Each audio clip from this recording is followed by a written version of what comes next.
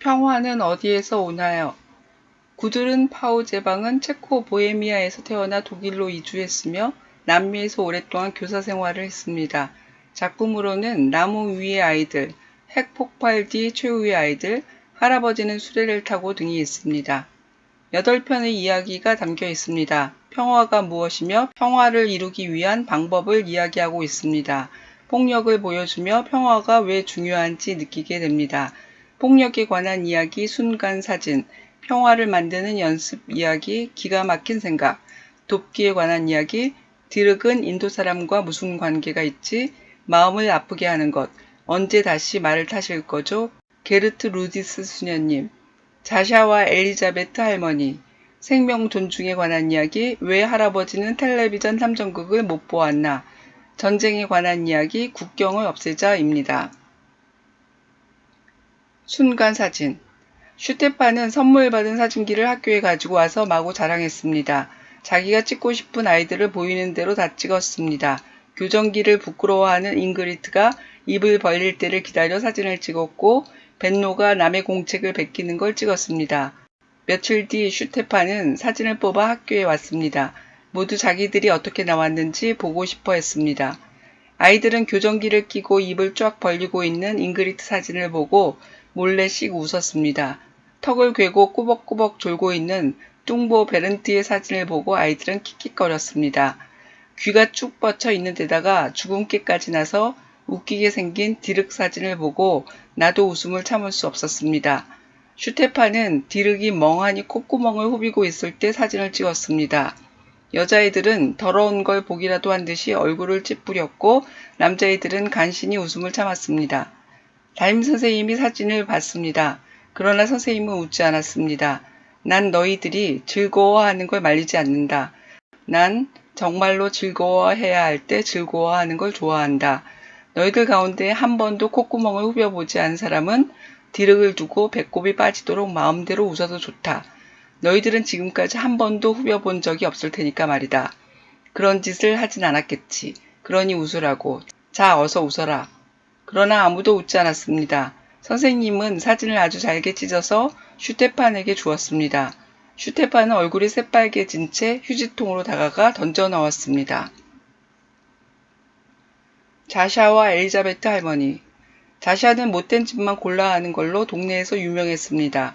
사람들 등 뒤에서 욕을 퍼붓고 과일 가게에서 오렌지를 훔쳐먹기도 했습니다. 코를 질질 흘리고 다니는 자샤를 모두 싫어했습니다. 자샤 부모님까지도 그렇게 생각할 정도였습니다. 자샤는 언제나 혼자 돌아다니며 지냈고 사람들은 자샤를 자꾸 더 싫어하게 되었습니다. 외톨이가 한 명 더 있었습니다. 교통사고를 당해 걷지 못하는 엘리자베트 할머니였습니다. 바퀴 달린 의자에 앉아 지내는 할머니는 어느 날부터 아무것도 보이지가 않았습니다. 아침을 먹고 나면 할머니 여동생이나 여동생 남편이 할머니를 집 뒤 처마 밑으로 데려다 놓습니다. 점심때가 되면 할머니를 집으로 데리고 들어갔고 오후 내내 외롭게 앉아 있었습니다. 할머니는 차라리 그때 죽었으면 좋았을 거라고 생각했습니다. 그러던 어느 날 자샤와 엘리자베트 할머니가 우연히 만났습니다. 돌아다니던 자샤는 오래된 담벼락을 보고서는 기어올랐습니다.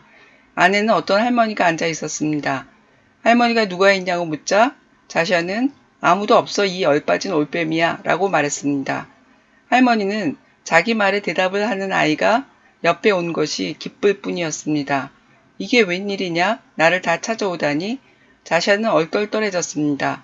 얼빠진 올빼미라고 했는데도 좋아하다니. 자샤가 나타나면 좋아하는 사람은 지금껏 아무도 없었습니다.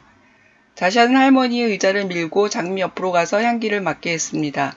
할머니는 자샤에게 나이팅게일과 장미 이야기를 들려주었습니다. 이튿날에도 자샤는 왔습니다. 그 다음날 자샤는 할머니를 온 동네로 밀고 다녔습니다. 동네 사람들은 자샤에게 눈먼 할머니를 맡길 수 없다고 말했지만 자샤는 믿음직한 아이였습니다. 할머니와 같이 숙제를 했습니다. 두 사람은 같이 노래를 부르기도 했습니다. 자샤는 자기 목소리가 고운지도 몰랐습니다. 2년 동안 두 사람은 함께 지냈습니다. 할머니는 이제 지루하지 않았고 자샤도 이제 코를 훌쩍거리지 않았습니다. 사람들은 자샤가 할머니를 돌보는 걸 보면 가슴이 뭉클하다고 했습니다. 할머니는 정말 쾌활해졌고 얼굴빛도 좋아졌습니다. 할머니는 여동생에게 라디오를 한 대 사다 달라고 했고 자샤와 함께 음악을 들었습니다. 그러던 어느 날 할머니가 갑자기 돌아가셨습니다. 할머니가 묻힌 무덤은 아주 작았습니다. 무덤에서 약간 떨어진 곳 커다란 말 오줌나무 숲에 숨어서 자샤는 울고 있었습니다. 며칠 뒤 자샤는 담벼락 위에 웅크리고 앉아 텅 빈 뜰을 바라보고 있었습니다. 할머니 여동생이 자샤를 불러 라디오를 가지고 가라고 했습니다. 라디오 안테나에는 쪽지가 매달려 있었습니다. 사랑하는 친구 자샤에게 엘리자베트 할머니가 국경을 없애자. 국경을 맞대고 있는 두 나라, 잔디나라와 숲나라가 있었습니다. 두 나라의 왕들은 좋은 친구였으며 국경이란 본래 쓸데가 없는 것이라고 생각했습니다. 관세와 여권을 없애고 국경을 지키는 보초를 철수시켰습니다. 잔디나라와 숲나라 사람들은 이웃나라 친구들을 사귀고 서로 초대하고 찾아갔습니다. 아이들은 이 나라에 친할아버지와 친할머니가 계시고 저 나라에 외할아버지와 외할머니가 계셨습니다. 두 나라는 너무나 평화로워 군대도 없었습니다. 경찰들만 조금 있었습니다. 잔디나라 경찰대장은 자기 나라에서 가장 높은 사람이 되고 싶었습니다. 부하들을 이끌고 왕이 있는 곳으로 쳐들어가서 왕을 가두고 자기 스스로 왕이 되었습니다. 그 즈음에 숲나라 경찰대장도 왕을 체포하고 감옥에 가두었습니다. 스스로 숲나라 왕이 되었습니다. 두 사람은 사람들에게 왕이 법을 어기고 사람들을 못살게 굴어 왕을 몰아냈다고 말했습니다. 두 나라 사람들은 너무 이상했습니다. 하지만 두 사람이 계속 왕에 대해 나쁜 이야기를 하자 마침내 그 말을 믿게 되었습니다. 새 왕들은 지금보다 훨씬 더 힘이 세워지고 싶었습니다. 그래서 서로의 나라를 정복하려고 했습니다. 두 나라 왕은 교과서를 다시 만들었습니다. 잔디나라 교과서에는 숲나라 사람들이 아이를 잡아먹는다는 글이 있었고 숲나라 교과서에는 잔디나라 사람들이 흡혈귀라고 쓰여 있었습니다. 아이들은 너무나 우스웠습니다. 사실이 아니라는 것을 잘 알고 있었습니다. 두 왕은 국경을 폐쇄하라고 명령했습니다. 국경에다 두꺼운 가시 철조망을 쳤습니다. 이제는 아무도 국경을 넘나들지 못했습니다. 부모나 자식들이 국경 너머 저쪽 나라에 있는 사람들이 많았습니다. 가족과 헤어지게 된 사람들이 큰 소리로 외쳤습니다. 국경을 없애자. 새 왕들은 외친 사람들을 감옥에 집어넣었습니다. 남은 사람들은 입을 다물었습니다.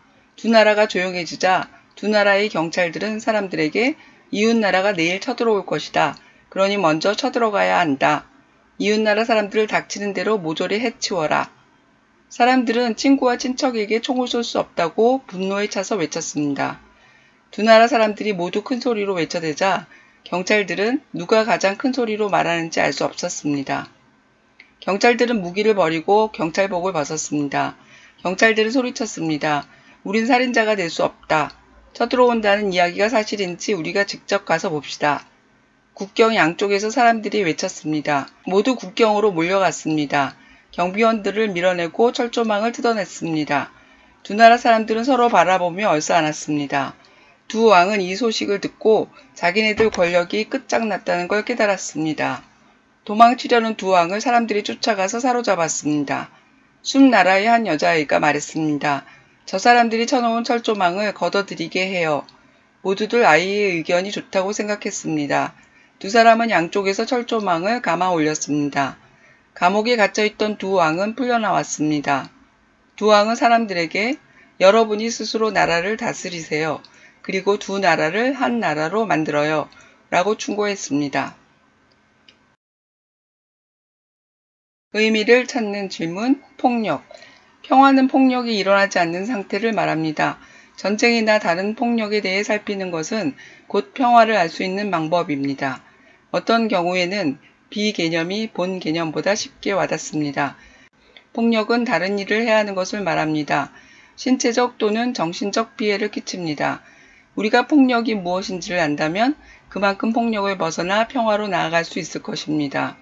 어린아이들은 삶의 경험이 많지 않기 때문에 재미삼아 하는 말과 행동이 상대방에게 어떤 아픔을 주는지 알지 못할 수 있습니다. 구체적인 이야기를 통해서 아픔을 공감하며 어떤 행동과 말이 다른 이에게 상처가 되는지 알게 됩니다. 질문입니다. 슈테판이 찍은 사진들을 보고 아이들은 웃음을 참지 못하고 킥킥거렸습니다. 아이들을 웃게 한 슈테판의 행동은 착한 행동일까요? 왜 그런가요? 잉그리트는 교정기를 부끄러워했습니다. 슈테판은 잉그리트가 입을 쫙 벌리는 순간에 사진을 찍었습니다. 그 사진을 본 잉그리트의 기분은 어땠을까요? 담임 선생님은 사진을 보고 웃지 않았습니다. 선생님이 웃지 않은 이유를 선생님은 무엇이라고 말했나요? 디르기 콧구멍을 후비고 있는 사진을 보고 여자애들은 더러운 걸 보기라도 한 듯이 얼굴을 찌푸렸고 남자애들은 간신히 웃음을 참았습니다. 디르그는 어떤 느낌이 들었을까요? 선생님은 아이들에게 말했습니다. 난 정말로 즐거워해야 할 때 즐거워하는 걸 좋아한다. 스테판의 사진을 보고 웃는 것은 즐거워해야 할 때인가요? 왜 그런가요? 5학년 2반 아이들이 친구들과 선생님들에게 한 폭력은 무엇이었나요? 그것이 왜 폭력인가요? 만일 누군가 한 친구를 놀려서 많은 친구들이 크게 웃었다면 그것은 좋은 행동일까요? 왜 그런가요? 의미를 찾는 질문, 전쟁. 잔디나라와 숲나라는 전쟁이 일어날 위기에 놓였습니다. 두 나라 간의 무력을 사용하여 싸움이 일어나는 전쟁을 생각합니다. 싸우는 사람들과 싸움을 일으킨 사람들을 구별하고 전쟁이 일어나서 생기는 엄청난 고통에 관해서 살펴봅니다. 또한 한계 상황에 놓인 사람들을 보며 생명의 존엄함을 생각합니다. 러시아에서 전쟁을 벌이는 독일군과 러시아군은 적군보다도 추위와 싸워야 했습니다. 서로 적군인 두 병사는 추위와 싸우며 서로를 기대어 밤을 보냈습니다. 이야기는 우리에게 평화가 왜 그토록 중요한지 깨달을 수 있도록 돕습니다. 질문입니다. 독일 군인 할아버지는 러시아 병사와 함께 추위를 견디며 밤을 보냈습니다. 할아버지는 패티에게 할아버지가 잘못한 것인지 물었습니다. 패티는 어떻게 대답했나요? 왜 그렇게 생각할까요? 할아버지는 함께 밤을 지낸 러시아 군인을 정말 죽이고 싶지 않았습니다. 적군을 죽이고 싶지 않았던 이유는 무엇일까요? 숲나라와 나무나라에는 군대가 없었습니다. 왜 군대가 없었을까요? 두 나라의 왕들이 감옥에 갇히게 된 이유는 무엇인가요? 사람들은 왕이 사람들을 못살게 했다는 새 왕의 말이 이상했지만 마침내 그 말을 믿었습니다. 사실이 아닌 말을 믿게 된 이유는 무엇인가요? 새 왕들은 왜 교과서를 다시 만들었을까요? 두 왕은 국경을 폐쇄하라고 명령하고 가시철조망을 쳤습니다. 가족과 헤어지게 된 사람들은 국경을 없애자고 외치다가 감옥에 들어갔습니다. 남은 사람들은 입을 다물고 마침내 두 나라는 조용해졌습니다. 사람들은 왜 입을 다물었을까요? 두 나라 왕들은 사람들에게 이웃 나라가 쳐들어올 거라고 거짓말을 했습니다. 그들이 거짓말을 한 이유는 무엇인가요? 만일 두 나라의 사람들이 이웃 나라가 쳐들어올 거라고 믿고 이웃 나라를 먼저 쳐들어간다면 전쟁이 시작될 것입니다. 그렇다면 싸움을 하는 사람들은 누구인가요? 싸움을 일으킨 사람들은 누구인가요? 의미를 찾는 질문, 돕기. 다른 이들의 도움이 없이는 평화롭게 살 수 없는 이웃들이 있습니다. 너무 가난하고 너무 아프고 너무 힘이 없기 때문에 스스로의 힘으로는 일어설 수 없는 이들입니다.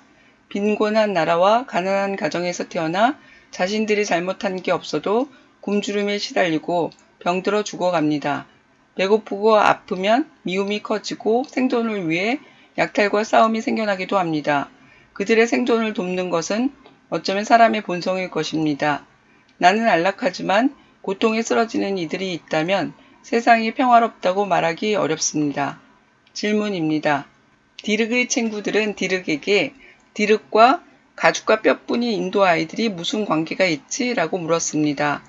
디르그는 어떻게 대답할까요? 디르기 인도 아이들의 아픔을 느끼게 된 이유는 무엇인가요? 에리카는 아버지가 10,000원을 내겠다고 하자 아버지도 마음이 아플 만큼 돈을 내야 한다고 말했습니다. 마음이 아플 만큼은 얼마큼을 말하나요? 페터는 게르트 루디스 수녀님과 함께 인디언 지역으로 갔습니다. 페터는 자신이 본 것을 독일에 있는 친구들에게 얘기를 하면 믿지 않을 거라고 생각했습니다. 페터가 본 것은 무엇인가요? 그것을 왜 믿지 못할 거라고 생각할까요? 수녀님은 페터에게 늘 배불리 먹는 게 당연한 건 아니라고 말했습니다.